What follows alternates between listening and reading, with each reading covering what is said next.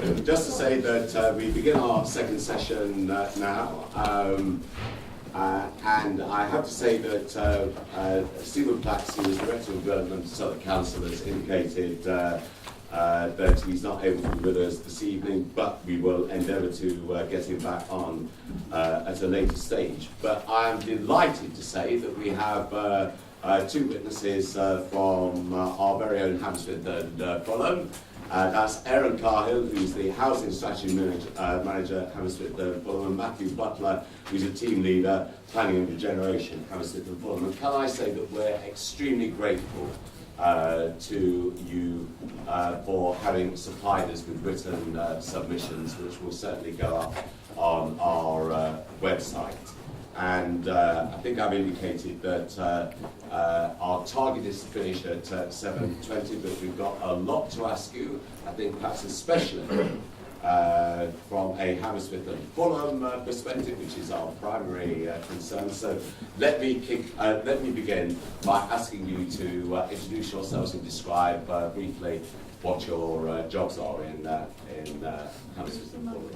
Aaron. Okay, my name's Aaron Carhill. I'm the sorry. Hi there.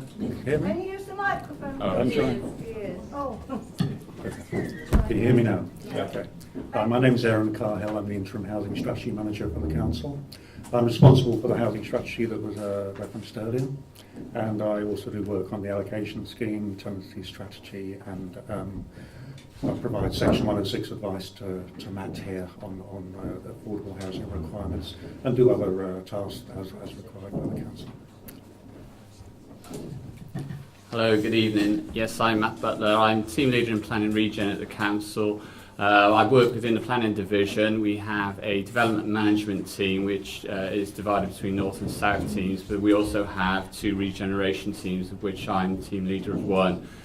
We focus mainly on the regen areas and deal with developers in terms of pre-application discussions, negotiations, and the actual applications themselves in terms of assessment of them and determination of them. We also get involved in a more proactive way around sort of policy formulation and putting together framework documents and supplementary planning guidance as well for the various sites, regen sites. Well, thank you both very much indeed for joining us this evening. We're very grateful to you for giving up your time to be here. Let me kick off the questioning by asking you what is the Council's current approach towards regeneration, and to what extent does this affect the Council's own housing stock? Who'd like to come in first on that? Kick off on the plan aspect. Yes, I'll start off if you like. In terms of the current approach to regeneration, the main instrument within planning is the development plan, and that's how we manage regeneration in the borough. Essentially, the development plan is made up of the Mayor's London plan, which is obviously strategic across London, so it's that higher level policy document. Then at our local level is our core strategy and our development management local plan.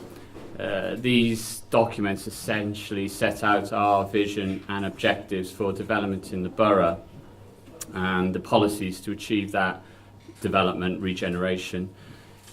So developers should be using these documents to guide them in terms of the core principles and what their proposals should be achieving. These documents are supplemented by guidance. There's the National Planning Policy Framework guidance, which again is an even higher level document.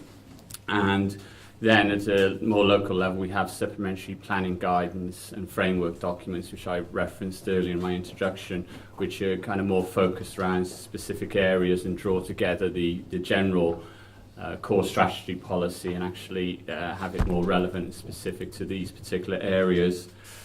The current local plan at the moment is going through a revision. We had a consultation in January, and there's likely to be another one before the end of the year, and a series of workshops, and adoption is likely to be about 18 months off. It's a very long process of engagement and consultation. The revised local plan, again, is a 20-year vision for the borough. It follows the theme of the existing one in terms of the 5 regeneration areas are still within the document, i.e. South Fulham Riverside, Fulham itself, Hammersmith Town Centre, White City, Earls Court and Old Oak Common. I think that's 5. And in terms of more particular to housing, we have a housing target set at regional level by the mayor. All boroughs have their targets set. Ours equates to 1,000 homes per year. That's our particular target in our borough. How many? 1,000 homes per year. That's the annual target. And in terms of our drilling down to our local plan, we anticipate the vast majority of these new homes coming in the regen areas. They're identified as the main drivers of new homes and jobs, and in total they come to just short of 40,000 homes in total. Is the potential in those regeneration areas. I think in terms of, just very quickly, in terms of the existing housing stock, and your question was about our approach to regeneration. In the emerging local plan, I think it's noticeable that we refer to estate renewal as opposed to estate regeneration, which is interesting given the last question we had in the first session. I think it's more about kind of improving the existing estates. It's about regeneration that will complement the existing housing stock, council housing stock, and about protecting it and retaining that housing stock.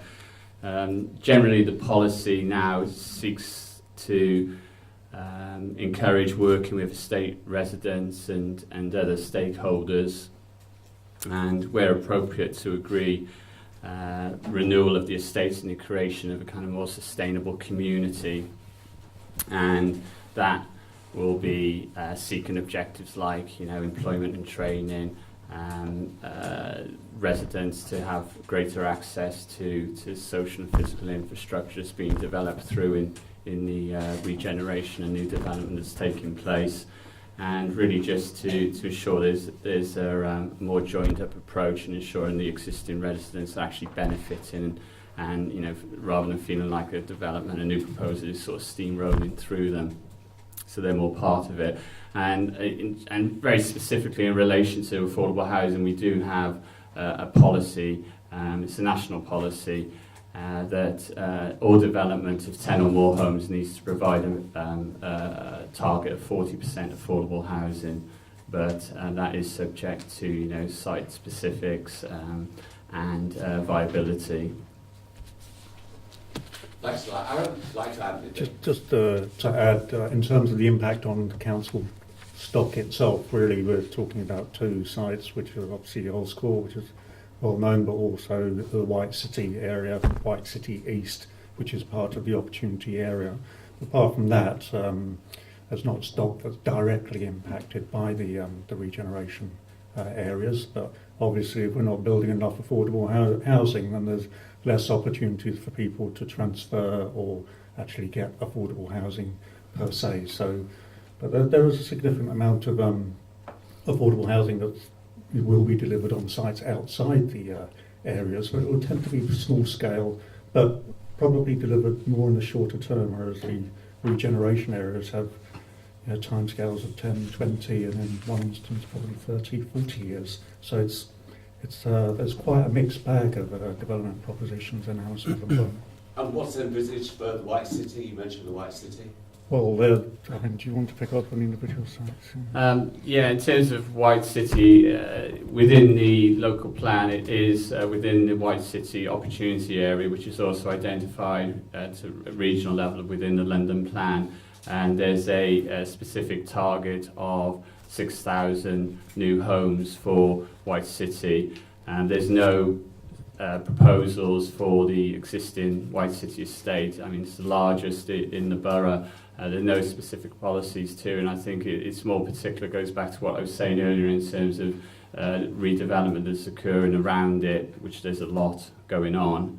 that the existing estate get that buy-in to and benefit from it in terms of enhanced public transport, in terms of employment and training opportunities, and in terms of public realm, open space, improved connectivity. So it's all these benefits that needs to feed into these existing estates.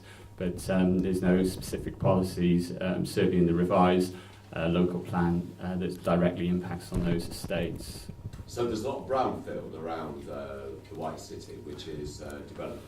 Yeah, incredibly so. It's probably the most dynamic out of all our opportunity areas in terms of the diversity of uses that are happening there.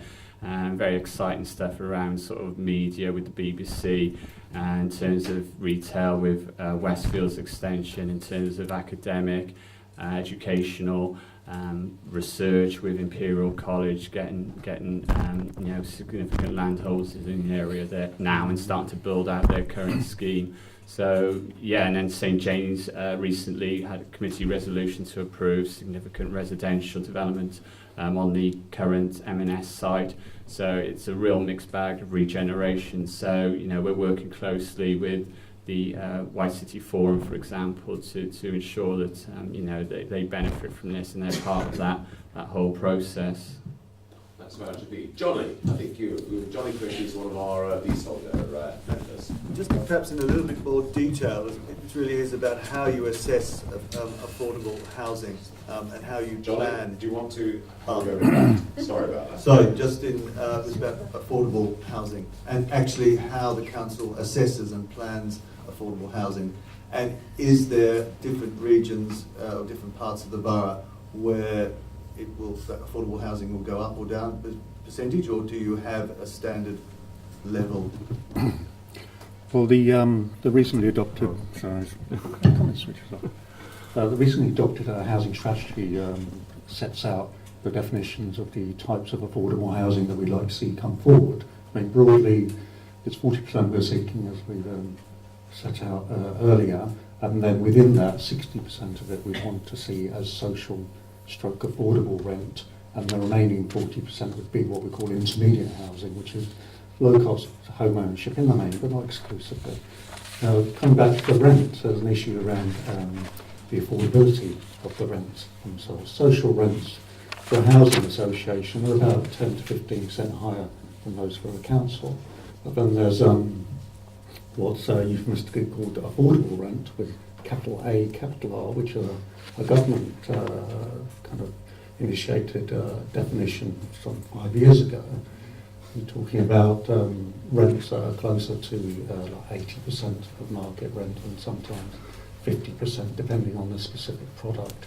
So there are a variety of rental products out there, which obviously make it quite difficult to kind of describe in an intelligent way, because the rental regime is so untidy. But it's not, generally rents will be a bit higher in the south of the borough simply because the land values are higher there. But in the main, social rents will be, for a housing association, just about 10 to 15% higher than that for the council. That helps. Anything more on that, Johnny? No, I think that's Okay, fine. This Anthony. Have you got a...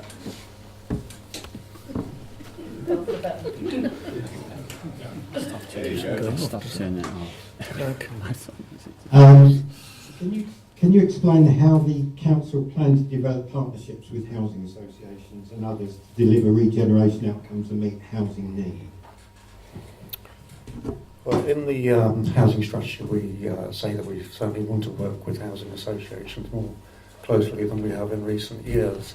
At the moment, taken together, housing associations have about a sixth of the stock in the borough, roughly, and that's equivalent to what the council has in rental terms. But obviously, we have a number of housing associations. You've heard from 3 of them this evening. There are there are a number, but the core ones would include Guinness, Shepherd's Bush, Octavia, Catalyst, Notting Hill, and Genesis as well. We heard from Genesis.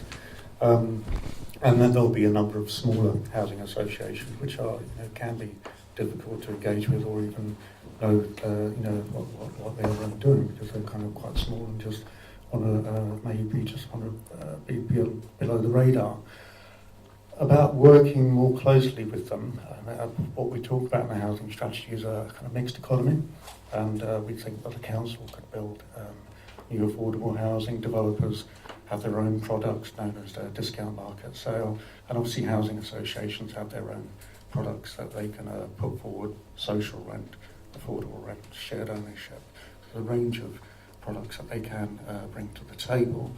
In terms of how we structure that arrangement, what we've suggested in the strategy is that we'd like a panel of housing associations. Ideally, I would think in my own mind no more than 6, where we're basically going to select them through a procurement process of some sort and just say, listen, we're going to do business with you over the next 5 to 10 years. We want you to be here for the long game. But there is a lot of business to be done in Hammersmith and Fulham. The capacity is significant and known, and you have good solid grounds in Hammersmith and Fulham. Peabody, obviously go back over 100 years, and they have a very impressive number of quality of housing in the borough. We'd like to see more of that, but it is about structuring that relationship, and also saying to developers, we want to see you working with these people. We don't want to see, to put it bluntly, carpetbaggers coming from other parts of England. We want to be in it for the long game.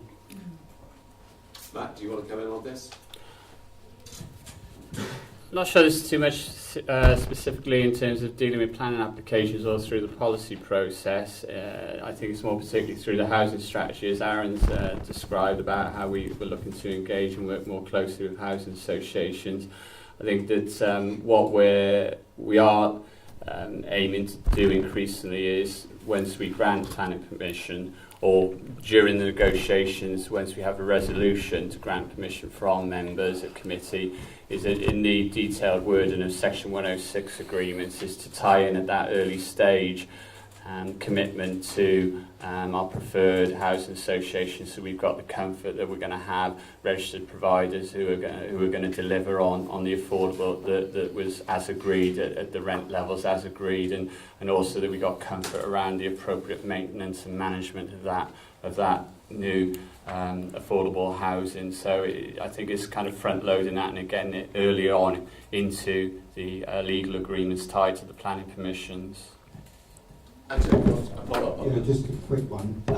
Are there any lessons you can learn or are in the process of learning from housing associations about how they work and how their methods of working with residents, for example, can be applied with the council? Well, I think it's fair to say there's been a degree of hiatus over the last 8 years or so as to the quality, if you like, of the engagement that we've had with housing associations. I think the borough's a very expensive place to develop, and a number of housing associations have said to me, we'd love to do stuff with you in your borough, but it's too expensive. But if you talk to us about land, discounted land, talk about best value approach to development, so looking at outcomes rather than just simple outputs, then there's some business that could be done. I'd certainly like to see housing associations come forward with more of the what used to be called Housing Plus initiatives, like construction training, digital inclusion, working with disadvantaged households in a more proactive way, as Steve Howler said very clearly earlier. So I'd like to see more of that, but it needs to be nurtured. It needs time on the council side, actually officer time, to actually facilitate that. It's a bit like volunteering. It doesn't come. It needs to be paid for. It needs quite a lot of work, and it's a long game as well. And we also need to establish that residents actually want to receive those services as well. Anything more, Anthony? Laura, you want to come in, and then I think Joanne. Sorry. I was interested in the word regeneration. For me, it means something around inclusion and about including people who already existed in the borough. I'm just wondering how envisage actually including people who are already in the borough on the estates in terms of benefiting from regeneration? Well, I think the definitions that we were discussing earlier, kind of profound issues. Regeneration is bringing new life to, and it has a slightly kind of biblical sense to it. And we can talk about reviving neighbourhoods, which was a narrative of the previous national government. I think the difference for me is development. Buildings, regeneration is that, but it's also about people as well, and how you engage with them and bring them along. In terms of the housing strategy process, the consultation process that I undertook recently, I got a very strong sense from people that they felt things were being done in Hammersmith and Fulham, but not kind of done to them, rather than done with them. And I think a core kind of task for the administration is to kind of calibrate a more refined approach to that regeneration, to make it regeneration instead of redevelopment. But look at the timescales, and we talked about Woodbury Down earlier. Well, that has its origins from about 15, 20 years ago as an idea, and much of the legwork was done by the local authority to actually bring that site project forward. And there was a lot of issues on the ground there because I had some involvement in a different life. But the early work, the engagement is absolutely critical, because if you start having a story about redevelopment and there's nobody from the council actually explaining what's going on, you have a disconnection. You have people thinking things are being done and they're not being done, and then other people saying other things. It can all get very very complicated. So the core word around a prerequisite to regeneration is involvement and engagement. Lauren, got anything more? Although it's great that you said that is a prerequisite, how do you actually achieve that in the current work you're doing? Yeah, I can hopefully help on that. Ultimately, developers come in and build out these developments. It's not the council doing, although we do have a housing JV where the council is working in partnership with a developer. But I think generally speaking, in terms of redevelopment, regeneration, whatever you want to call it in the borough, it's developers coming in and investing money in the borough.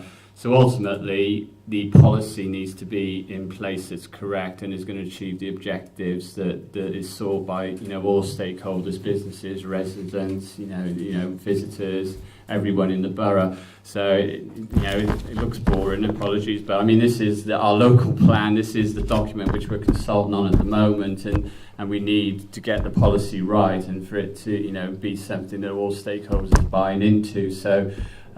This is a document, as I said, it's not written overnight and it's not consulted over a few weeks. This is a drawn-out process of 18 months, even 2 years. So it's a case of getting those policies right in there, because ultimately when a developer comes in with an application for a proposal, it has to be assessed against this development plan. So even if no one else likes it, but it complies with this, then if we refuse it, they can go off to a planning inspector or they can go to the mayor.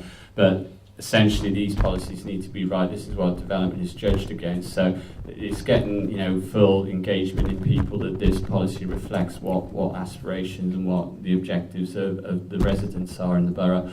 But I think also then in terms of the applications themselves, and it's our responsibility to ensure that developers early in the process are getting that engagement with the residents in particular in the area. And they're showing that it's not a tokenistic thing, it's a genuine engagement program which is ongoing and which they feedback on and they're responding to. So during the application process, even before it comes in the pre-app stage, we expect to see developers. We do have a statement of community involvement, which is a supplementary planning document that developers need to show that they've addressed the requirements in there, and to their credit, most developers, my own personal experiences is they do want to get engaged. They don't want to come up against sort of blockages further down the line. They're investing a hell of a lot of money into this, a lot of time, and that they want to get it right. So they do engage early, and in terms of the whole master plan is getting that right, and And for example, with St James, it's just fresh in my mind because it's the most recent one. They did a whole series of workshops in White City with a variety of stakeholders and community groups. Because in this borough in particular, we got very well organised community groups and residents who do want to get involved and have got a loud voice, which is great, and we encourage that. So. It's all about showing and making sure that whole engagement program it sounds it's been used a lot, the whole buy-in and engagement, but it's essential, and developers need to ensure they're they are buying into this process themselves, and I think in terms of it's getting the message right as well. Communication is essential because during this whole process we need to make sure that certain groups are not hijacking the whole process. There is an open and broad range of engagement, and then during the actual negotiations on the 106 that we're getting the right social and community benefits and the right infrastructure that we're securing as part of the proposals. Right, thanks for that, Matt. Joanne? Thank you. Has the council looked at a programme of council house building at all? And secondly, in terms of housing products, are there any gaps in products that would suit residents that aren't naturally coming forward from developers and housing associations? And I'm thinking of housing for older people or other groups like that perhaps we as a commission could explore alternative ways of bringing those sorts of schemes and products forward.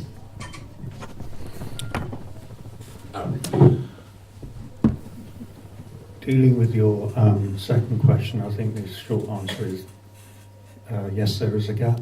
I think there's two big gaps. One is for older people, as you described, and a lack of choice for them.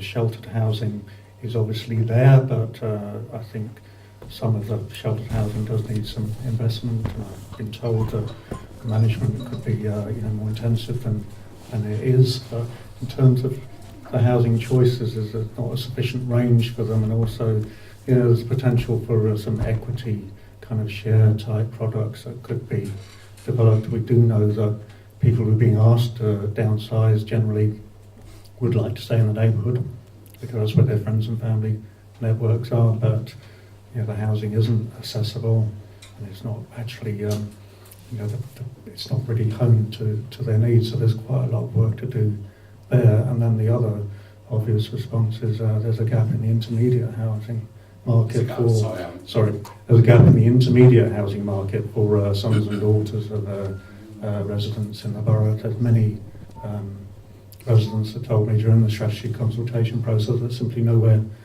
for their children to live, and there's nothing new there, but it's also actually coming across from the kind of, should we say, the middle class cadre, where they are homeowners or they do have significant equity in their properties, but their children don't have anywhere to live because their house prices are so high. So there's quite a gap there as well.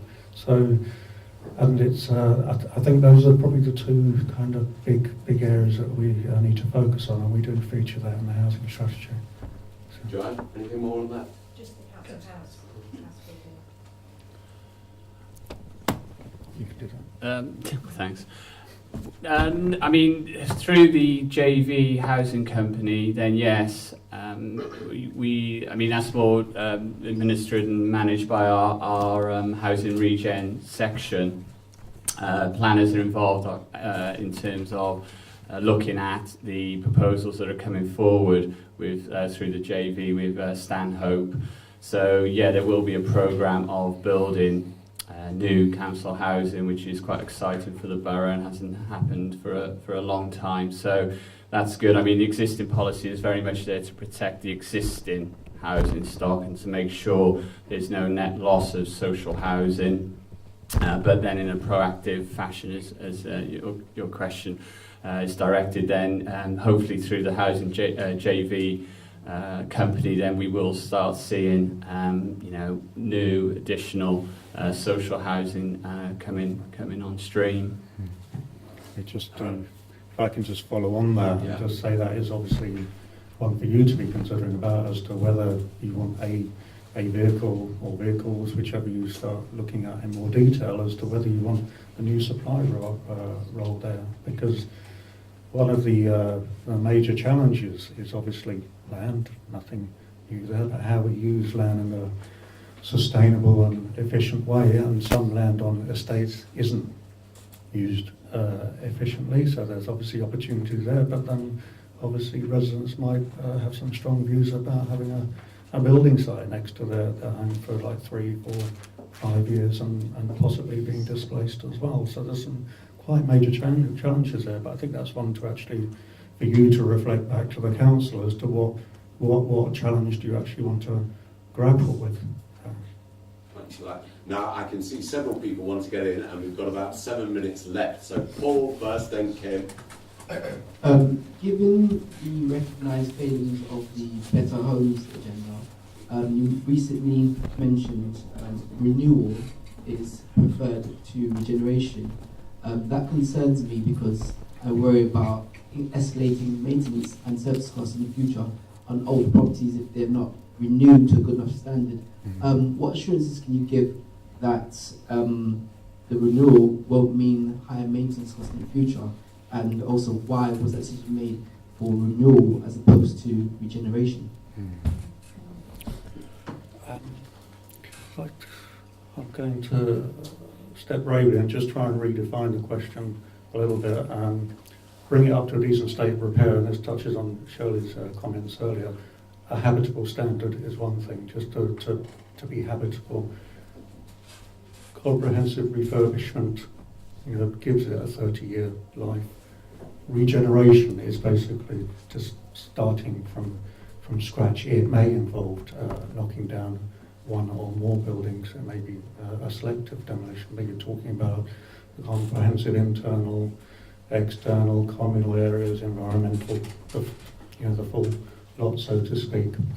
The reality is that the asset management of the stock isn't my brief, but this much I know is that the buildings, the fabric of the buildings, in some instances, not all instances, is poor, and it gets to a point where the value for money of actually investing in the repair, as opposed to looking at a refurb or even a regeneration proposition, becomes quite challenging. Some of the stock, I would speculate that stock on the White City estate is actually in very good condition, whereas other stock blocks is not so much. So this should come out through your stock options appraisal process, and should have a kind of better idea of what the quality, the condition of stock actually is, and how much investment it actually needs.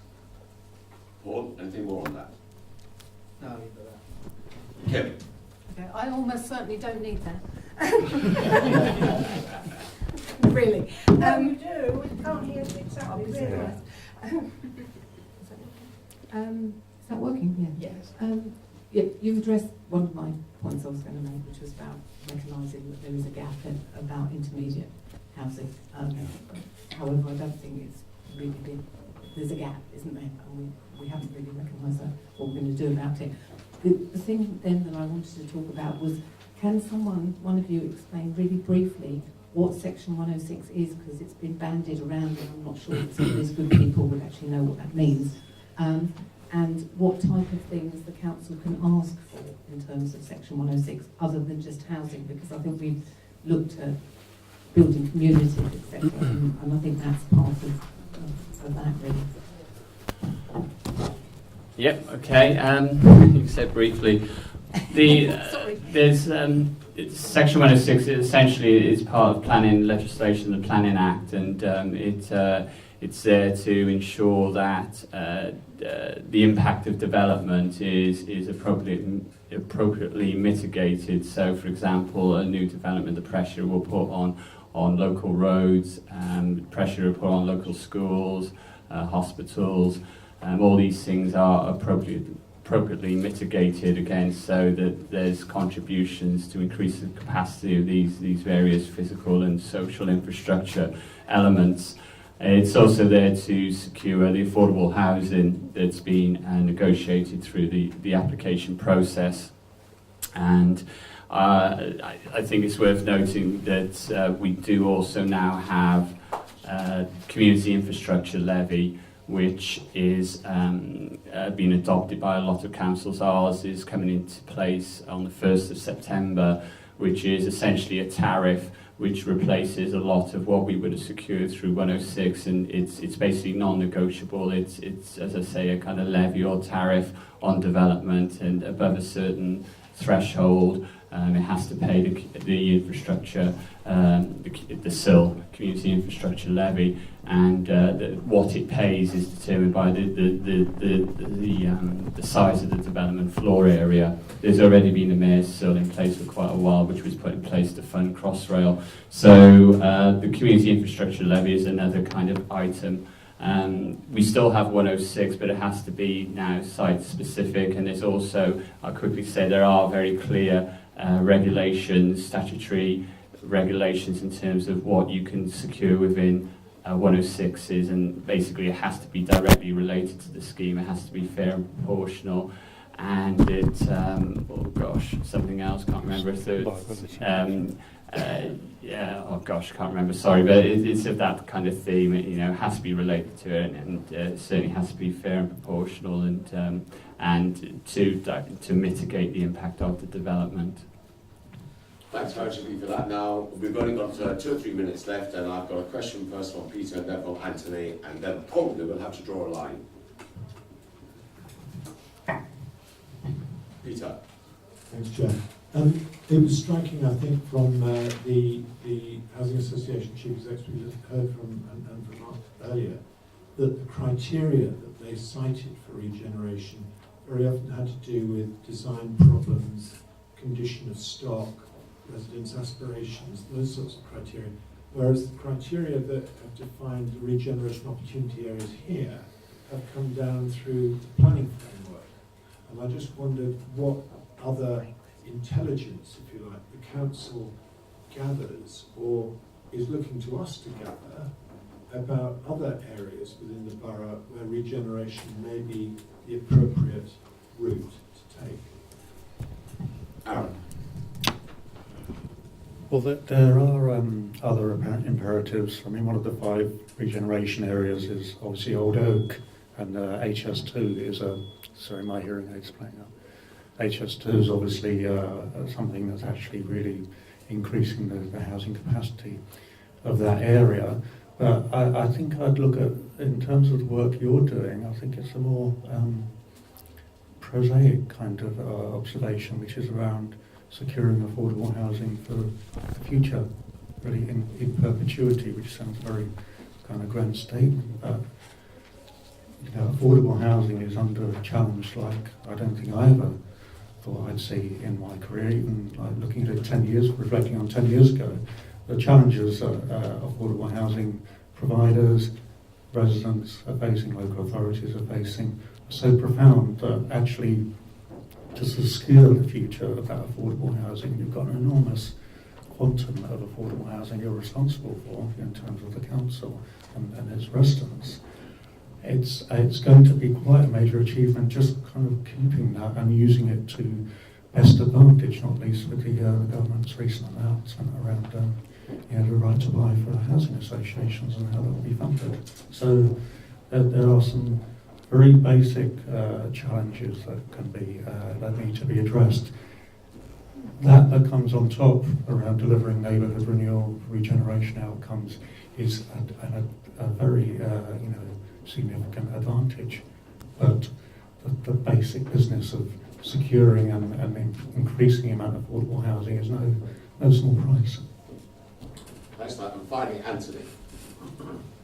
You mentioned earlier about housing for older people, people living in sheltered housing. I live in sheltered housing. And you quite rightly pointed out that there has been neglect as far as sheltered housing is concerned. There's been no real development of sheltered housing. What I'd like to ask you is there a plan? Is there a plan to upgrade sheltered housing? Is there a plan? Are you working with developers, for example, to develop new housing for older people? And how are these going to be delivered?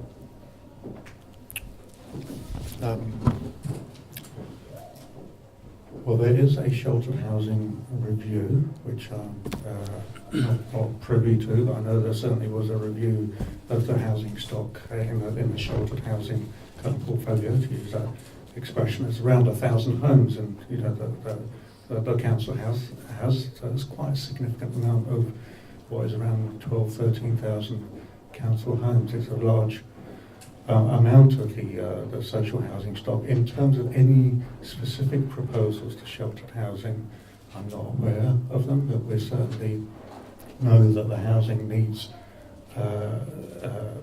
refurbishment and may need regeneration, but you have to tread very carefully with sheltered housing, I notice. So it's a case of working with people to actually realise any of those outcomes. But to just move on to your other point about older people's housing, there are some plans afoot around providing alternative older people's housing, and there's a perennial need for extra care housing, which is being looked at quite actively. I just want to come back. You mentioned the review. This was primarily to examine whether provision could be made for extra care within the existing scheme, Yeah. which came to the conclusion, as I think we all felt, that there wasn't. So the review was not really to look at, to us didn't seem to be to look at how sheltered housing as a whole could move forward, but to look for ways in which provision could be made for extra care. And I think, to be honest, from my opinion, I think we do need a proper review of sheltered housing and also the management of sheltered housing. Yeah, I think that's accepted. That's an agreement. Yes, it is. Well, look, gentlemen, thank you very much indeed for your contributions. I think you've left us with a lot to think about. You've given us perspective, at least for me, as an outside Hammersmith Fulham, on the potential. And I was very struck by your observation that there was a lot of capacity actually in Hammersmith Fulham for housing. I was very struck by the fact that you identified, what was it, a 40,000 house potential over a 20-year period, which is a lot. Very interesting what you had to say about the demography of housing and where the challenges lay in intermediate and senior housing, about the challenge to affordable housing in general. All of these lessons and messages that we all want to take away and reflect upon. But of course, I also think we will take very much, I think, Aaron's observation that in all of these approaches and developments, there is an important distinction between doing things to communities and doing things with communities. So thank you very much indeed for coming along to see us this evening, giving us your very valuable time. I think actually we might want to see you again, if that would be possible. And that's an invitation more than a threat. But in the meantime, we're very grateful to you indeed for what you've told us this evening. Thank you both very much indeed.